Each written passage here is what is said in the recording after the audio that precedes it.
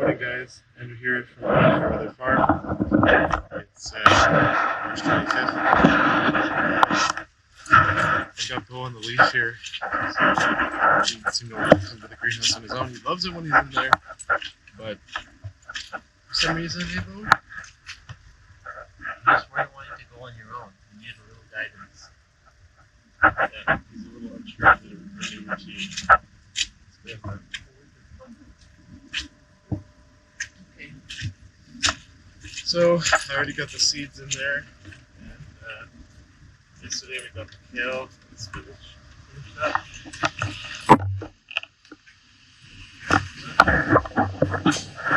Good. Good boy. Alright, cool thing. And yeah, so we got the spinach and the kale finished up. And today I got a whole heap of other food here. But the big event of yesterday was Mr. Bo here. Mr. Bo, Hey? Yeah, he caught a mouse yesterday. Hey? Did you catch yourself a mouse? You did, eh? Was it good? so he found one, he stomped it out, and I saw him eat the whole thing whole. So a bit gruesome, but it's actually good. He's doing a good job guarding the greenhouse here. Hey guys.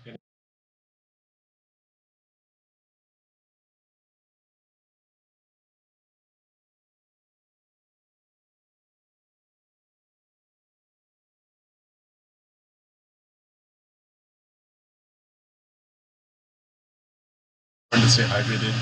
I'm notorious for this. You know, carrying the water bottle around all night, and it's still full at the end of the day because you haven't drank any of it.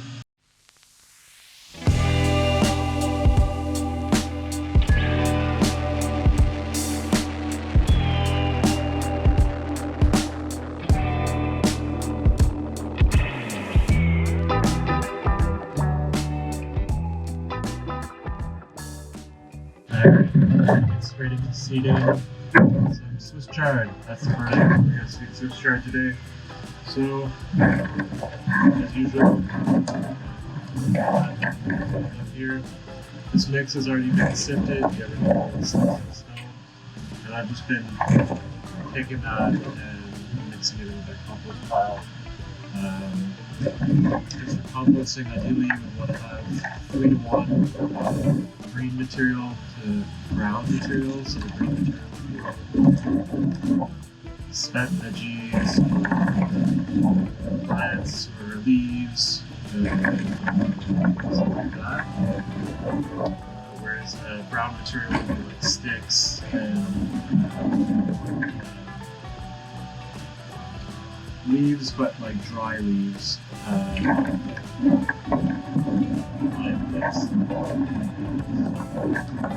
Leaves from like a maple tree, not leaves from like a vegetable plant, but more like sticks. 3 parts. I forget which to which, but it's basically to balance the carbon. I'll have to check that and go back to it all. So we can have to do about composting. I'm still learning about composting. It's important because we don't want to have any waste here on the farm. So the way it worked last year is we grow for our CSA, and then anything that we have that's extra goes to the farmer's market. Anything that we can't sell at the farmer's market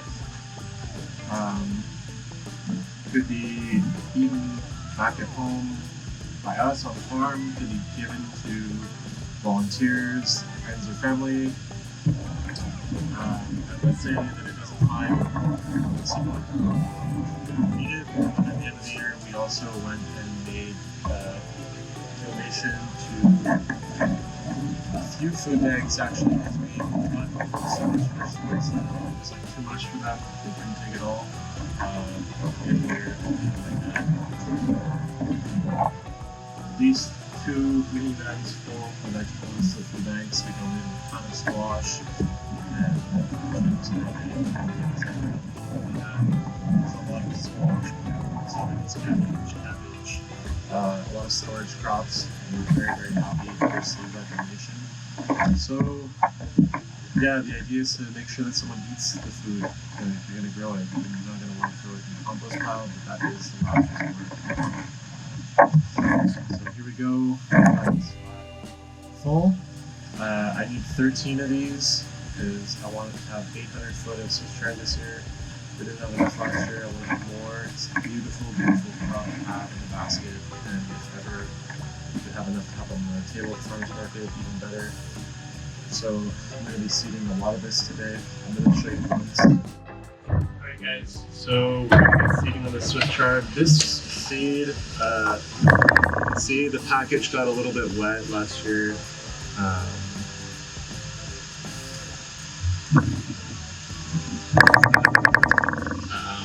It's the kind of thing that happened. Someone was watering and just got splashed a little bit. But it's nice that I got a big pack of Swiss chard seed. We didn't use it a lot all last year, but it's supposed to be good for 3 years. So we're going to do a big bunch of it today. I think I'm going to put 2 seeds per cell to try and guarantee us 100% germination, because we didn't have perfect germination last year. So this seed is supposed to be decorticated. I still do find that if you only put 1 seed per cell, you do sometimes get 2 or 3 plants. That's just the way it is.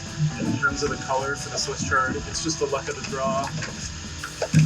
There seems to be some colors that are more popular than others. So like the orange is very rare, which is unfortunate because I would say it's probably one of my favorites.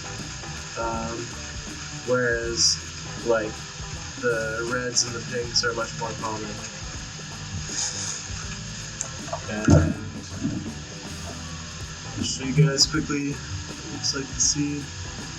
It's quite an interesting looking seed, the Swiss chard.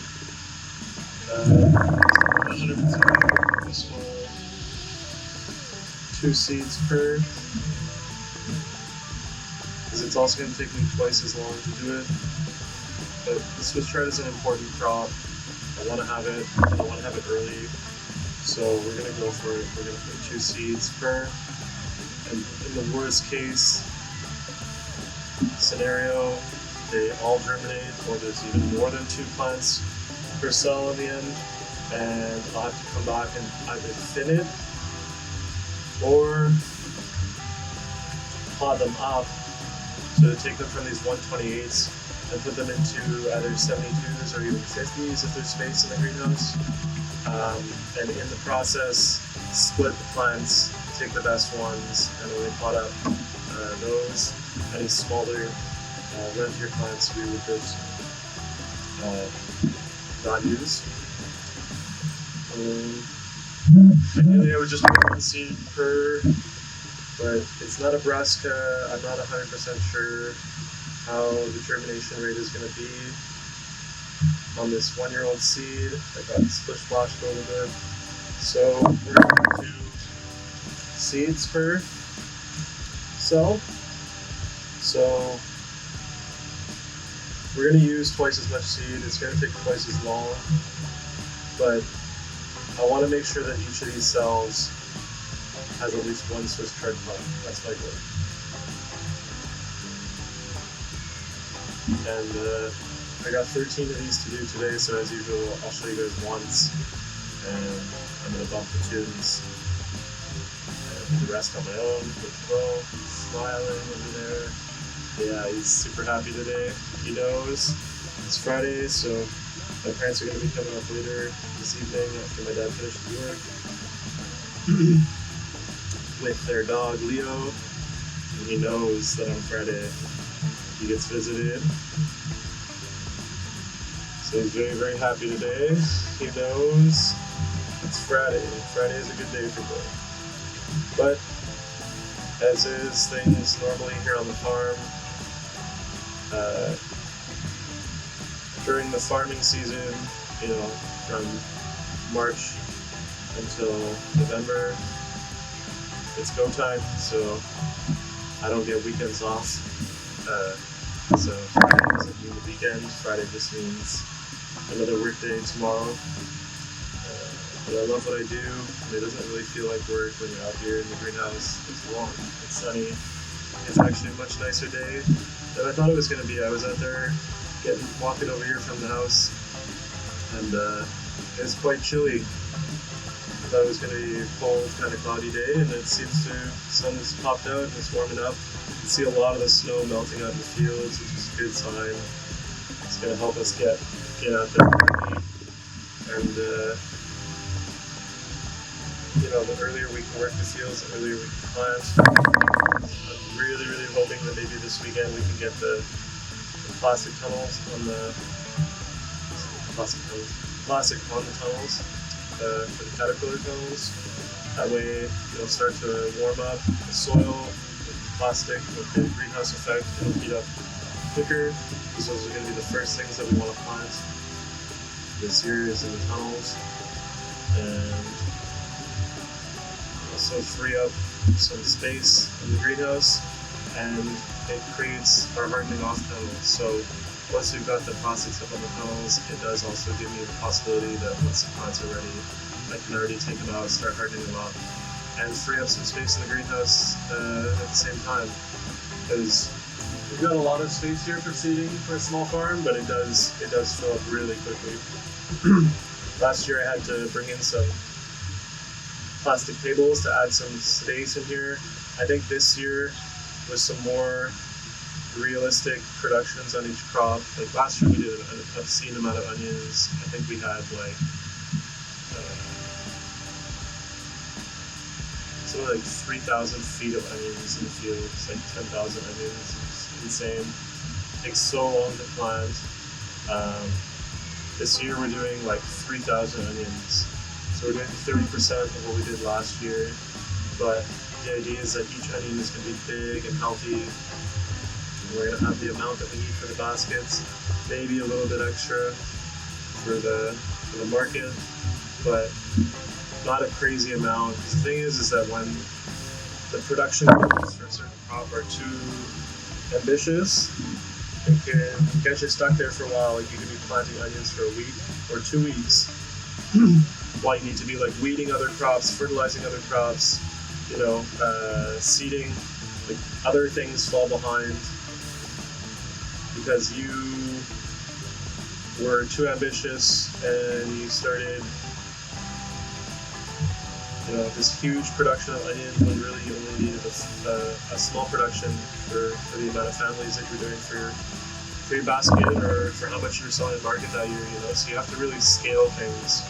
Economies of scale are nice, but they can work against you too if you go too far from what's reality, like how much workforce do you have? Are you one person, two people, four,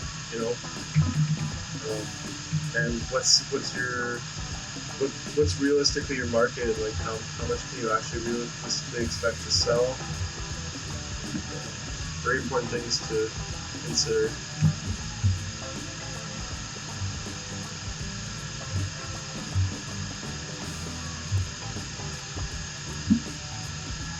So I noticed I started going through some of the footage that I've been recording here in the greenhouse for the farm, and sometimes the audio is not the best, so I'm not sure if it's because of the GoPro camera that I'm using. Sometimes the audio is clear, sometimes not. There's also just a lot of background noise here in the greenhouse with the fan, and then when it's not warm like this, on top of that the furnace coming on. But I'm going to check that out and I'll see what I can do about it. Worst case scenario, I might have to do some voiceovers, so re-record myself saying the same things basically and then play it over the visual of me talking and try and get it to make it look like I'm not lip-syncing on my own voice. But I'm hoping that I can keep it just raw footage like this. I feel like it's more authentic that way. We'll see how it works out.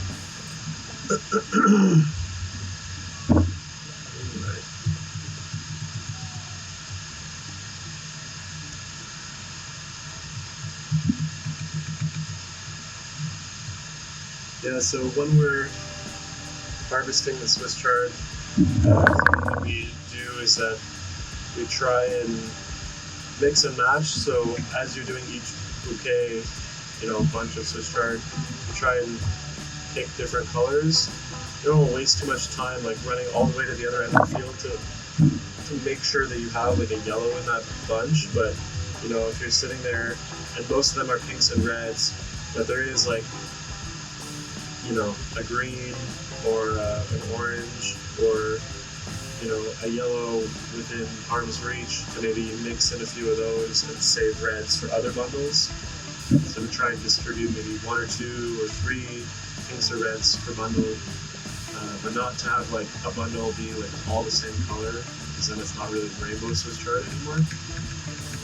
But it's just like red Swiss chard or whatever color you get in your basket. And I find that having the most variation of colors possible, it makes a nice aesthetic wow factor when people open their basket. People really like the rainbow Swiss chard, and it's delicious too. On top of that, it's a very important crop here. It's something we want to get going early. It's something we're going to want to have earlier in the baskets if we can. Doesn't have the same cold tolerance as kale, but it is something that we should be able to get growing in fields relatively early, especially getting these transplants going at this stage of the game. If we could get them potted up before we go out, even better. You know, if you're starting with a bigger transplant, you've got that much time, like that you're closer to the harvest in terms of like days to maturity.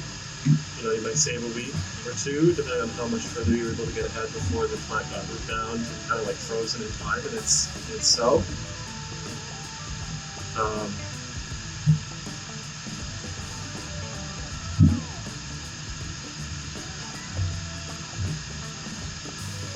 Guys, so I lost the camera there and overheated in the greenhouse, which was actually a good indicator that it was getting too hot in here. It's 31, 32 degrees in here because of the sun. I didn't have the exhaust fans on, so I did turn them on. I looked over here. I'm not too good with the Fahrenheit. I had to see what 25 Celsius was. It's just under 80, so like 78. I've set this at 80, 82, so the shutoff just above 25. Heats up a little bit too much, I'll turn them off, and then later in the afternoon I'll turn them on. I'm almost done here, seeing this flat Swiss chard. So 2 seeds in a diagonal, so I'm spacing them out in the cell as best I can. And then I'll get the tag. We'll cover over with some soil. We'll make the bottom daisy chain for the flat solidity, and get it watered down. So we have to do 13 of these today. So, you know, it's going to get colorful. Always have to feel like it all the time, but it's really hot.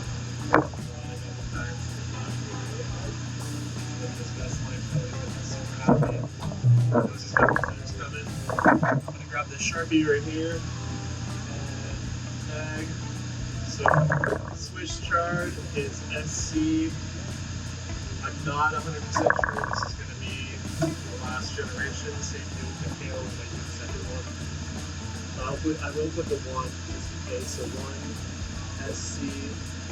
We have a 25th, 25, 23, and then EL with bright lights. So we have the first generation of Swiss chard seeded on March 25th of bright lights. Get that tag front right over here. Boom. It's good to go. Sharpie back down. This guy now needs daisy chain. Get that set up. Sometimes one of the sides of the multi-cell gets kind of caught under, so you have to lift one so that both ends of the daisy chain are supporting the multi-cell. And as you're working, you use it and can't get knocked down in place, so I'm readjusting. as you go. Just get soil here at the top. This one I'm not worried at all about displacing my seeds. I'm a little stuck in there. And the mix is at a good moisture already, so I didn't have to like pre-water the mix before seeding into it. And last step, I'm just gonna get some water on this guy. Maybe still Swiss try to drink, and rest of the team we're gonna do 800 feet worth, 13 flats, and 20